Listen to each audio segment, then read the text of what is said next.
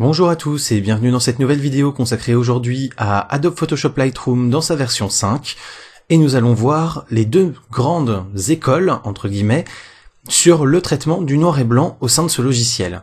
En effet, Lightroom dispose d'énormément d'options et il y a parfois plusieurs moyens d'obtenir le même résultat ou des résultats similaires. C'est moins vrai que dans Photoshop quand même, qui est encore beaucoup plus vaste de ce côté-là, mais ça reste quand même quelque chose d'assez habituel. Et donc sur le traitement des noirs et blancs, il y a, on va dire, entre guillemets, deux grandes tendances, et donc je vais vous montrer ces deux tendances au sein de cette même vidéo. Alors, la première tendance pour traiter un noir et blanc, ça va être, dans la partie couleur ici, de baisser complètement la saturation. Et ensuite, de travailler, comme on le voit ici par exemple, contraste, haute lumière, ombre, le but étant d'obtenir le rendu que l'on veut, avec plus ou moins de contraste, avec plus ou moins de luminosité.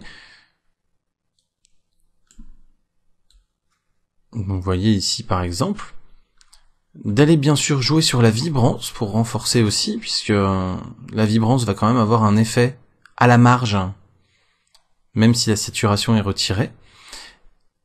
Et donc sur la clarté, évidemment, la clarté sur laquelle, vous voyez, on peut aller très très loin en noir et blanc et beaucoup moins en couleur, donc ça peut être intéressant aussi. Donc voilà, vous allez utiliser la courbe classiquement pour obtenir le rendu que vous voulez. Mais par contre, donc, vous n'allez pas pouvoir aller jouer sur la TSL, puisque vous voyez, même si je mets des choses assez extrêmes, on ne constate pas réellement de changement sur mon image à cause de la désaturation à 0.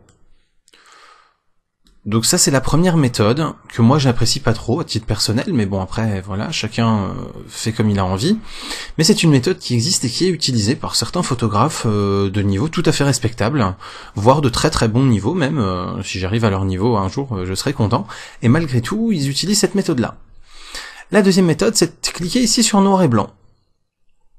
Et là, on va se retrouver avec les options de vibrance ou de saturation qui sont complètement désactivées. On va continuer de pouvoir gérer son contraste classiquement ici, et simplement ici on va avoir ce qu'on appelle le mélangeur, et ce mélangeur va vous permettre de reprendre chaque couleur et de travailler sa tonalité en noir et blanc, vous voyez. Donc je vais, par exemple, tout ce qui est rouge, donc si je mets un avant-après par exemple pour qu'on puisse voir les couleurs, voilà, vous voyez là ce qui est rouge ici, et ben quand j'utilise le mélangeur rouge, je peux le faire passer du noir au blanc, tout en gardant quand même, quand on zoome, on peut s'en rendre compte, quand on zoome, je garde quand même la texture de la pierre, vous voyez. Et donc ça va être pareil pour toutes les couleurs, c'est-à-dire que je vais pouvoir éclaircir ou foncer les oranges, je vais pouvoir éclaircir ou foncer les jaunes, et donc ce genre de montage va être particulièrement intéressant pour traiter en noir et blanc un paysage. Ça va vous permettre par exemple de donner un contraste assez particulier au ciel en jouant sur les bleus et les bleus verts par exemple, tout en donnant un contraste différent par exemple à de la verdure ou à une plaine qui serait plutôt dans les tons verts. Ou dans les tons jaunes si par exemple c'est plus aride, ou enfin voilà, vous avez compris un peu le principe. Et après vous pouvez y rajouter bien sûr du virage partiel si vous le souhaitez ou des choses comme ça, mais ça c'est encore autre chose. Mais pour le traitement du noir et blanc en tout cas, moi vous l'aurez compris, je suis plutôt de la deuxième école. L'école qui dit on clique sur noir et blanc et on peut ensuite ajuster chacune des couleurs séparément des réglages globaux que l'on a ici. Voilà donc pour le traitement du noir et blanc sous Lightroom. C'était un tuto extrêmement rapide, extrêmement simple, j'ai essayé de rester dans les grandes lignes.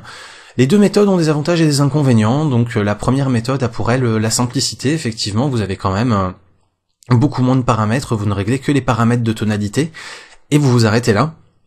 La deuxième méthode a pour elle d'être un petit peu plus complexe puisqu'il y a un peu plus de paramètres, mais de vous laisser beaucoup plus de latitude sur la gestion du rendu global et final de votre image.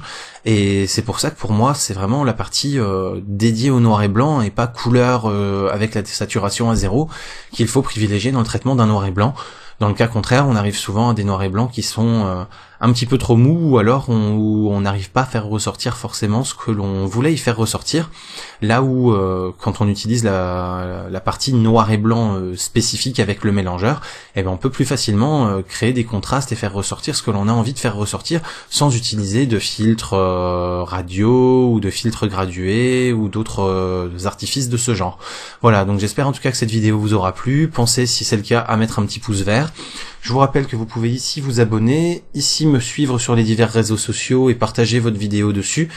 Et ici, vous avez accès à mon site internet, donc n'hésitez surtout pas à venir le découvrir. Si vous avez des questions, ça se passe en dessous de la vidéo, j'essaye de répondre à tout le monde, alors profitez-en, et je vous dis à très bientôt pour plein d'autres vidéos sur les photos, la techno, et donc évidemment Lightroom.